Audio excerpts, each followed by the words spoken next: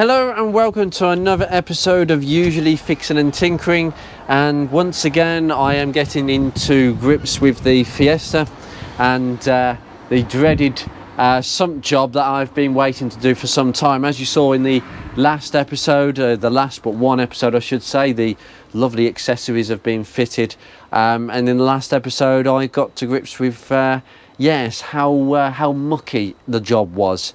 And I'm so glad that I didn't discover anything in the sump that I didn't like the look of. There was nothing but clean oil with some carbon deposits and maybe the odd bit of sludge, but that's completely normal for a CVH engine. They're very much prone to sludging up over time, even with multiple frequent oil changes.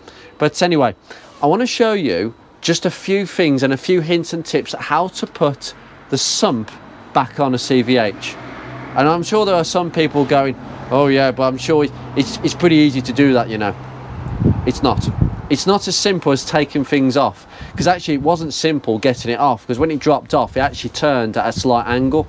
And there are a few things and problems that you may encounter when you're trying to put the sump gasket on the sump again and then offer it up to the block. This is a little bit tricky, so I'm just going to give you a few pointers and tips before I put all this on. Now this episode is mainly about hints and tips. It's not going to be me actually doing this because I'm against time. I need to get this done. So I'm going to show you a few things and then hopefully I can cut and show you basically a successful exercise. But anyway, let's get on. So we have the lovely clean sump here, and I have spent a lot of time soaking this sump in thinners and petrol, mainly petrol, because it seemed to have got rid of literally 95% of the sludge. The only bit of dirt is underneath this baffle plate. Unfortunately, this baffle is quite low in a CVH, so I can't really get in that bit. But overall, as you can see, there's not really much to see here, and this leads me to the next point in this exercise. Now, this doesn't really matter, but the problem with putting a sump back on a CVH is the gasket sealing. If you don't do what I'm about to say correctly, you are going to have severe oil leaks, and this is the top tips that I've been given to do this job, and no doubt I'm going to actually physically do it myself, which is why I'm not going to be videoing anywhere underneath the car today, because I need both my hands to control this sump and move it and offer it up to the sump, offer it up to the block in a rather controlled manner, and one that isn't going to disturb the gasket. Now, when I say disturb the gasket, I don't want it moving. Now this side doesn't matter, because this side doesn't cause a problem for some reason. It's the this side is basically the crankshaft pulley side, by the way. We're facing it because the oil plug is at the back. Okay, so we're actually facing the front of the car at the moment. This is obviously the rear crank oil seal side. Okay, this is the bit that's very difficult to access. Now, I have used a proper Victor Reinz gasket. Don't buy cheap gaskets that haven't got a brand name. I use Victor Reinz or BGA or Payan. There's a few names there that are really good, and Victor Reinz is the one that I've been recommended by a good friend in the RS Turbo regime, and he's done this job a few times. Admittedly, one of the times he did it, he had the gearbox off.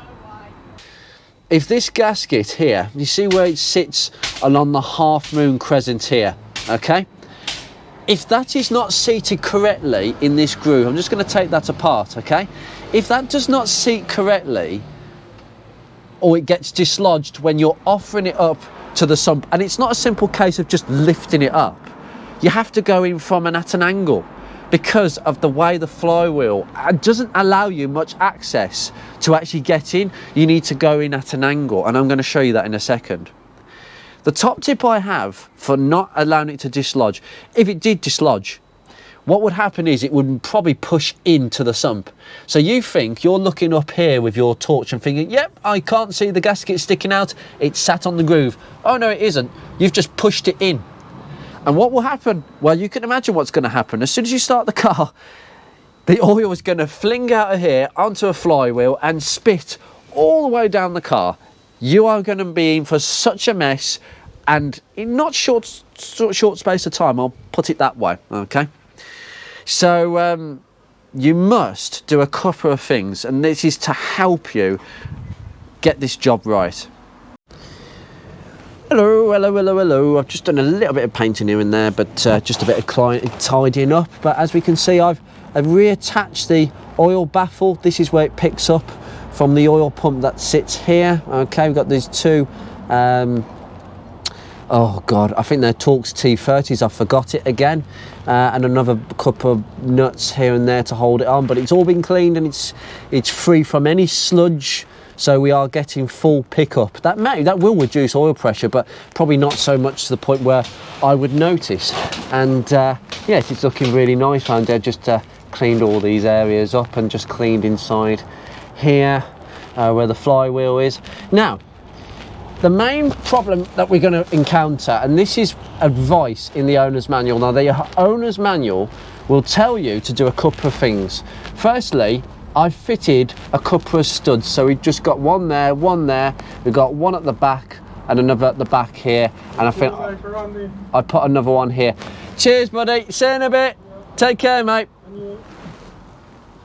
I've put another one, and then I've put another one here and another one here. Okay, they're all decent studs, these are, and then these are M6 by 25 millimeters. You're going to need these. No longer we need them to be quite shallow, because the sump has got to come in at an angle. Look at what you're fighting against. You've got to get the sump to come through this aperture for a start. And if I just bring the light round a bit more, okay, now you can see the problem here already. Now this is the carrier for the rear oil seal, okay? This is what the gasket has to sit on. It has to be clean. You have to clean all these mating faces. It goes without saying. Now, if you were to put the gasket on a little bit funny and you didn't do it properly or thoroughly, the gasket will not sit on this ledge. It will go in and it will just spit at the flywheel and just spit down the car, and it will be an absolute mess front and back. You don't want to be cleaning that up. You've got to do this properly. Now, the way of doing it in situ is there's a couple of things you can help out. Now, obviously, the studs are to help out. Now, in the manual, it will tell you to actually fit the gasket with all the studs fitted, and then you start removing the studs and replacing them with bolts when you offer the sump up. That is a way of doing it, but the only way of doing that properly is by actually gluing the gasket to this, and that means you've got to make sure that this is ultra clean, guys. You can't leave anything, okay? And that's not a good way of doing things as far as I'm concerned, nor has it been done by other people. The other thing is, I was trying to offer the sump up before to have a little trial run to see if I can make sure that the gasket doesn't get dislodged. This starter motor aperture, okay, this is where the starter motor goes. This aperture is just a little bit of a plate that just stops rubbish getting at the flywheel. Can you see what I've had to do? Yeah, it went up to where my finger was. I've had to chop this triangle away because I couldn't get the sump and the gasket in with this on. I realised this yesterday when I actually didn't bother to film this in the first start. I thought it was going to be a simple up and down job like most people. Turns out I've learned from a few people, because I don't want to get this wrong. And they've told me to cut the starter motor aperture back. And that makes perfect sense, because you can't get the sump in. So if you've got a CVH and you'll know if the sump's ever been taken off, this will be butchered. There's no way you can do it in situ. The way the sump was actually applied to the block in the factory was the engine upside down with no gearbox and no aperture. Oh, for goodness sake. Well, that's no good in the real world, is it? Yeah? And the so-called Haynes manual doesn't cover this. So I'm glad I can show this, because if anybody watches this, they won't get stuck. I have also put a little bit of glue on this side. Now I can't move, well actually I can't move it much, and I don't want to move it much, because what I've done is I've put some Gorilla Glue. You could use epoxy super glue. Just put a dab there, dab there, a dab there, dab there. 1, 2, 3, 4, 5 dabs. Just little dabs, please, because we don't want to lather this, because super glue will crystallize. We don't want that around the sump. Okay, that will hold the gasket as still as possible before the final mating. Now there is one other last secret weapon that I'm going to apply before putting this gasket on, literally a minute or two. I've got to just go back over the sump and clean it up again, just to make sure the mating face is pretty dry. Okay, and that is because I'm going to apply a little bit of RTV, not Hylamar. Sometimes Hylamar is not always the best thing to use, and I think this stuff, RTV silicone instant gasket, metal to metal, which is this is designed for, is ideal. Now I have a thing about using this. People need to use this. This is Granville high temp black instant gasket. I love Granville products. They're very, very cheap for what they are, and it's just RTV silicone. And my only thing about this is when people dollop this on too much, and you'll get bits basically that will go hard, break up, go into the sump and block your baffle. You don't want that stuff blocking the baffle, even getting beyond the baffle and blocking up oil ways, because there is a risk that that would happen if you use too much of this. So just a little bit on the half moon on the rear crank side of things. The other side doesn't need it, because that side apparently doesn't give any issues. It's because you're going in at an angle on the flywheel side of things. So anyway, I'm going to leave this here, and I'll no doubt cut back probably on another day to show a non-leaking engine. Fingers crossed on this one. Anyway, most of it is actually self-explanatory after I've put the gasket on. I'll offer it up onto the studs, make sure that it's as well seated as possible. If I'm not sure, I have to bring it back off. If you're not sure, start again. You have to take your time with this.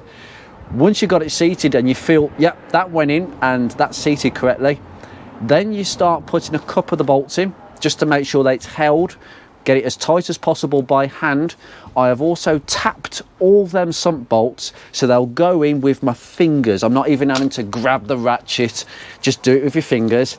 Put a couple in, and then you can start taking some of the studs out, and then start replacing the studs with the bolts. Torque them up in a round sequence to about 8 Newton meters. I believe that is by the book.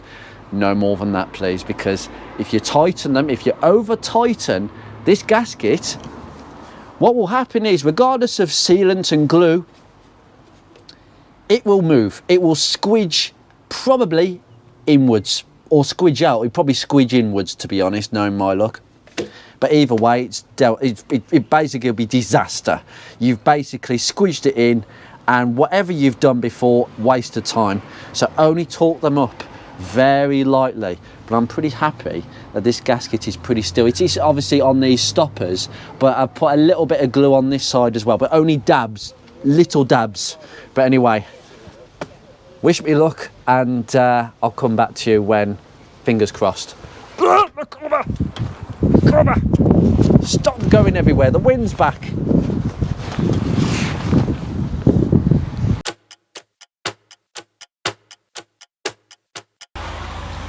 Right, a few hours later with the new mud flaps, which have transformed the rear of the car, quite frankly. I'm just holding the mic because it might get a bit noisy. I've just let it warm up to temperature, oil's in, everything's back on, and well, proof of the pudding is it runs really nicely, sweetly as usual. Bit of burning paint because I put some new paint on the exhaust, a couple of new fittings here and there, yeah, new bolts where I had some better bolts, and I love that. Not completely on, I haven't put it on properly. And if I just come in here, I've just left the cover plate off so you can see. Yeah, there's no oil leaking from there. Let me just have a look. Nope, can't see any oil leaking from there. That's good. I just wanted to make sure before I put the plate back on. I'm just looking around here. There's nothing leaking from there. Nope. Good. Good. Fantastic. I think we can safely say that is one sump sealed in, and Ruby's back on the road again. And I have no idea what really prompted me to do this, other than the fact having a rising oil level is always a concerning thing, and when you wanted to get the sump off anyway because you were curious to know what was in there, it was just one of them jobs I think I'm prone to be doing. There's one thing that's come across with this little job: how well this engine has been looked after, but still we're getting a bit of burning smoke. Do you know what I'm going to do? The head's coming off 100%. I've made my mind up that after the show season, September, October, when everybody's tucking their cars away and this car will be off the road like every other classic car from its age, because this car isn't going to be used, I'm going to take the head off. I'm going to change the head gaskets on a Ford. Oh my goodness me, how ironic it is for the Rover people that are watching me. No, I'm going to take the head off. New valves, exhaust, an inlet, quite cheap. Probably new tappets, but that's just matter of the course, because I can't really clean the old ones thoroughly without disturbing them too much, and putting them back together is quite a difficult thing on a CVH. And I've heard of stories where they've actually gone ching and, well, gone anywhere basically and split into parts. So I think it's best to get some new ones. And there'll be a few other things. So I'll be doing all that at the front, maybe possibly a head skim, but it doesn't really matter. I don't think it'll need a head skim. New head gasket, and have a look at the pistons. And this might be the stage where, well, I've just proven that I can take the sump off, put the new gasket on without it leaking. So fingers crossed, I followed all the instructions and that's the result today. Well, if I can do all that, why not just change the piston rings? If I can get some standard piston rings, it should be good. But I'll have to investigate to see whether I can use standard piston rings. If there has been wear to the bore, I doubt it, but there might be. I've got a feeling those piston rings got stuck in 12 years of sitting. So, yeah. But anyway, what a lovely background this is. It's all up in the air, and I've never changed piston rings in my life. So I've got to learn a lot of things before October, November. But since the car won't be going anywhere, I won't be in any rush. Anyway, fantastic content coming up. Fantastic. Anyway, this car needs to go out to another few shows now, and need to get it scrubbed up again. Take care, guys, and you shall see me in another episode. I have yet again managed to find some period accessories for this that this car is missing at not a very unreasonable price, I can tell you.